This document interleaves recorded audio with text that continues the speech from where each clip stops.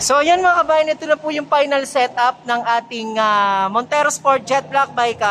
From GLS naging GT look setup. So nagbigay tayo ng fender flare kay Sir Chris, kay Sir Castor at kay Ma'am Luz Biminda ng ating mga exclusive freebies. Ito yung ating GT Toton Mags. Ito rin yung ating mga set garnish mga kabayan. Set garnish natin yan, isang set yan. Ito yung fuel tank cover. Ayan, set garnish. Nagbigay din tayo ng GT spoiler. Ayan po mga kabayan.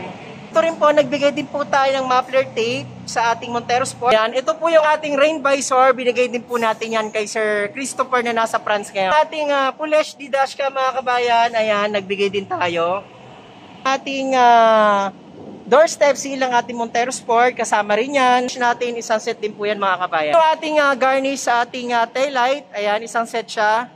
Deep matting para dun sa ating floor matting na ilalagay din. At ito yung ating Bosch on Europa na binigay din natin kay Sir Christopher.